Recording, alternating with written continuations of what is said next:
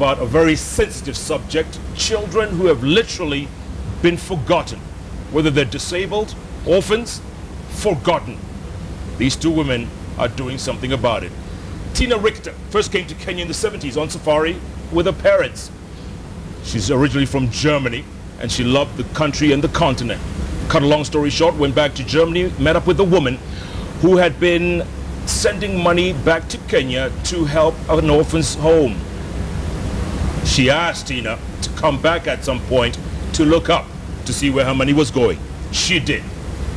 And what she found was nothing short of depressing. Embezzlement, stealing money, you name it. The money wasn't going where it should have gone. She decided to come back.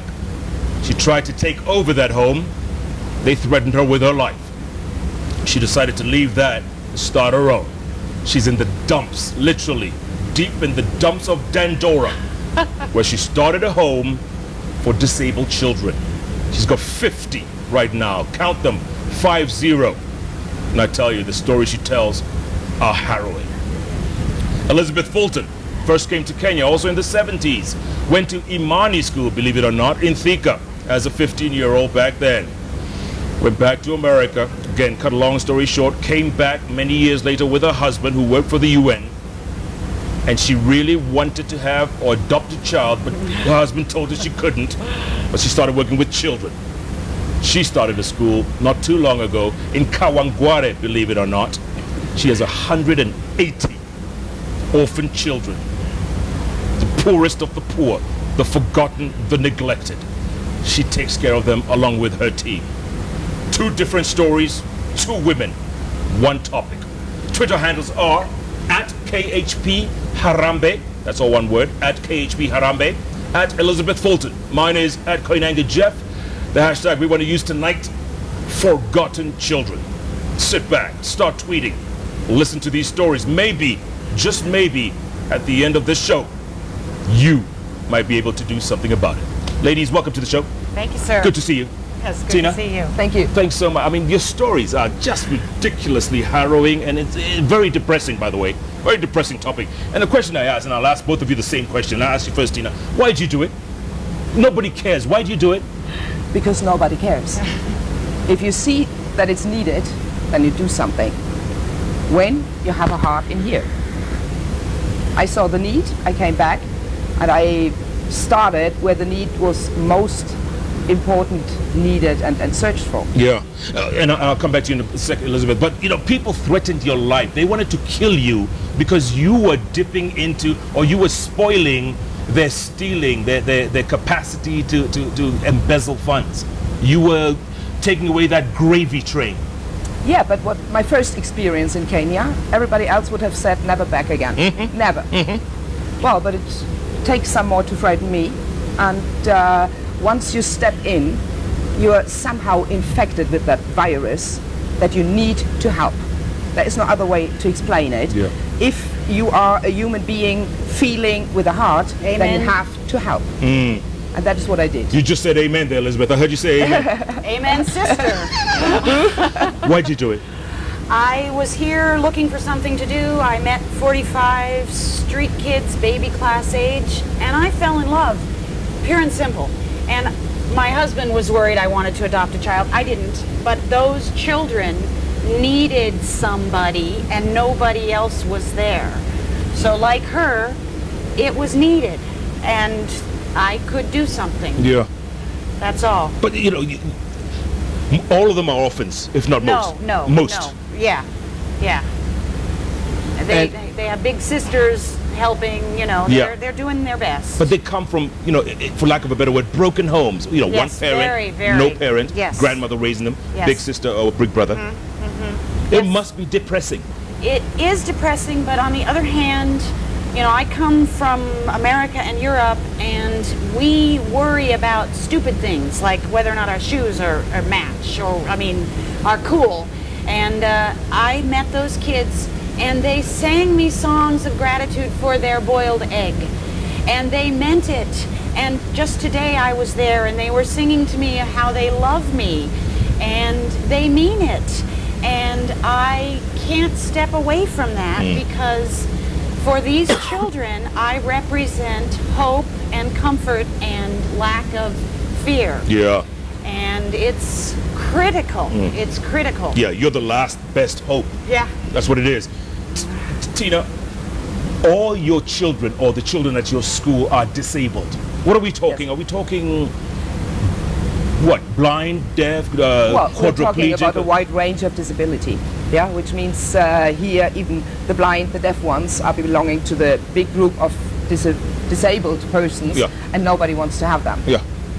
We have the problem that we find them not only in the slums, we find them all over, in all levels of the society, and nobody wants to have them.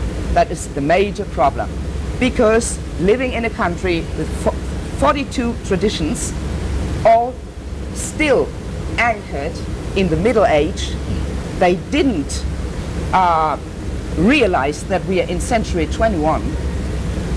There is the point where we have to make changes. Those forgotten children belong to the society Yes. as well as every healthy child, because those women or the children mostly don't have the fault to be in that situation. We come to the point, medical care, nobody professional, nobody knows about it, dirty places for giving birth, and so on and so on. Yeah. That is actually not my range, but just to tip it on, Yeah. this is where the biggest problems are coming And from. you were telling me earlier on, Tina, that number one, when the husband realizes the wife has given birth to a disabled child, he takes off. Off he goes, straight away. Most of the kids, It's a cause. It's a cause. And the disabled child is Curse. possessed by a devil, by a demon, which is rubbish. This is nonsense. That is not true. yeah. And then some mothers chain their children to a bed in the home. Exactly. You- you- I picked them up. I fetched them where they were. I had to look for them. I went through the slums days and weeks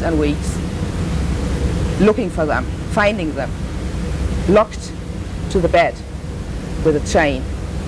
Because if they run out, the neighbors don't want to see them, because the disease could jump over to the neighbor.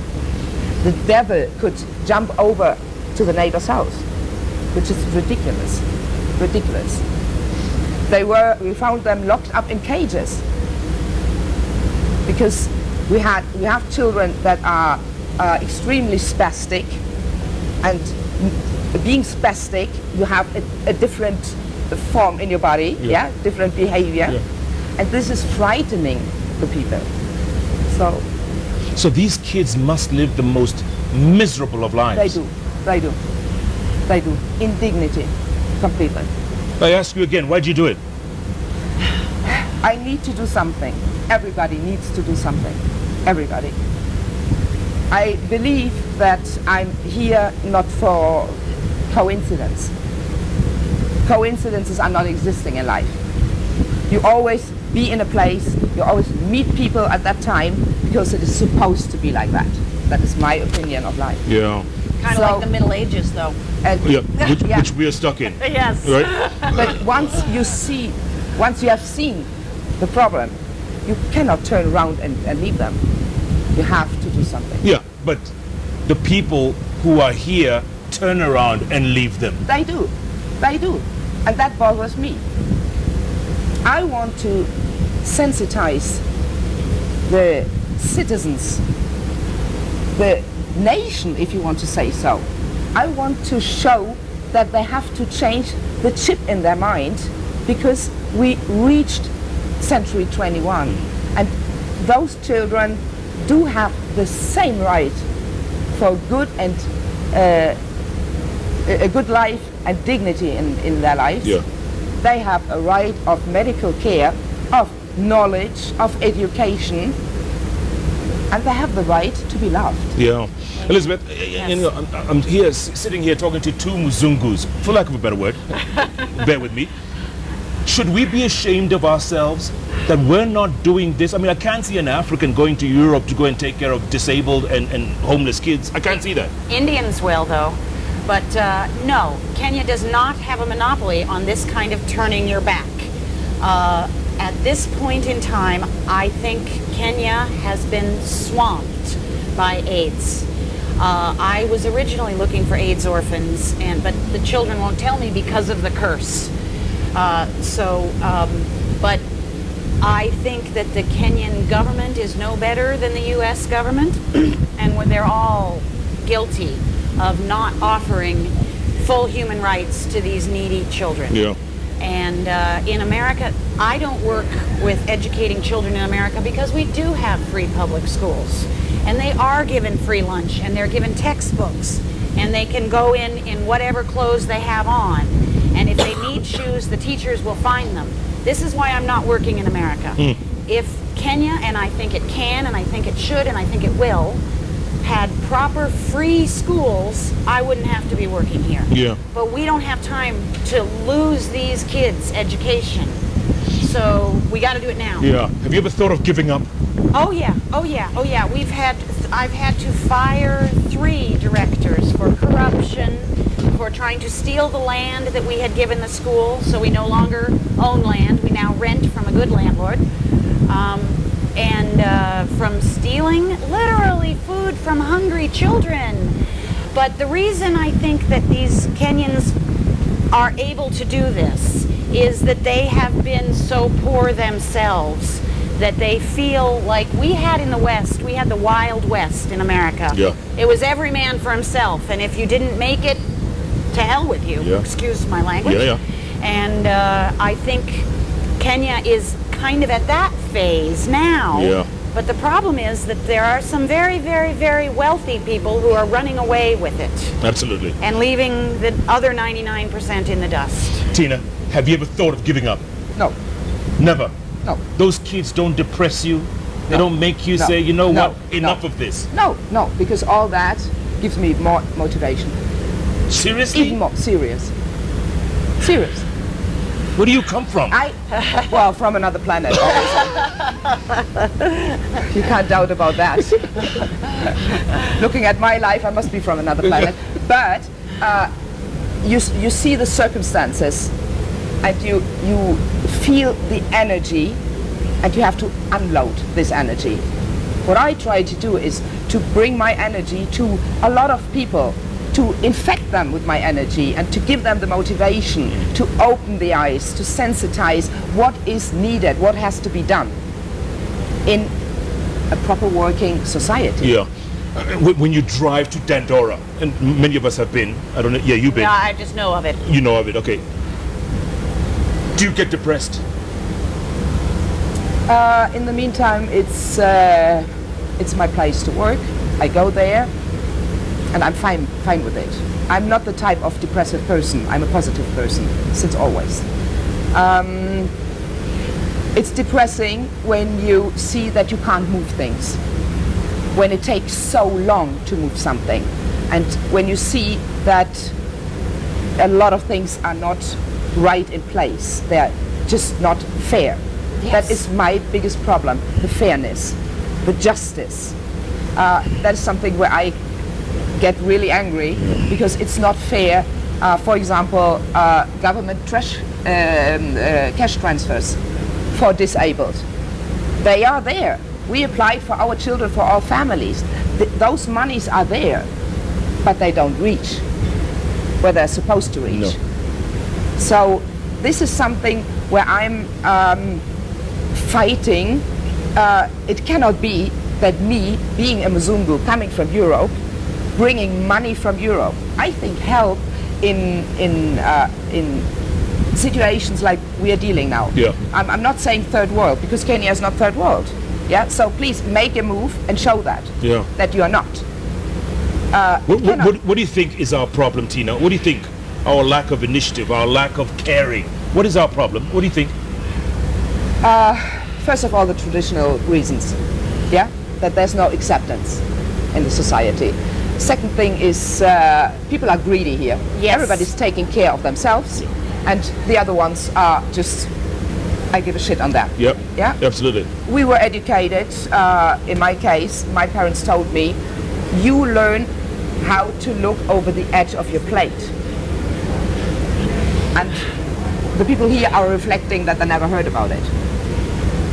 That is not fair Yeah. to the others. Yeah. Because it's not necessary to, being a German, starting a project in Kenya. It's not necessary. I can also step out in Germany and help the new immigrants, that huge wave of people who need help. But yeah, once you are infected in, Yes. in one place, you have to go back there. Absolutely. Yeah? Yes. But there is no need. Yeah. What I don't want is that the Europeans for ages are carrying money into a country and you don't see the results.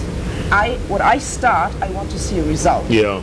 I work transparent, otherwise my donors wouldn't give me a penny. Yeah. That Africa said there's no such thing as an orphan because the community takes care of the children. Is that what they told you? Yeah, Or they lied to you? that was pre-AIDS. Okay. Keep tweeting at KHP Harambee, at Elizabeth Fulton, at Koinange Jeff. The hashtag Forgotten Children. These are two amazing women with two different projects right here in the city.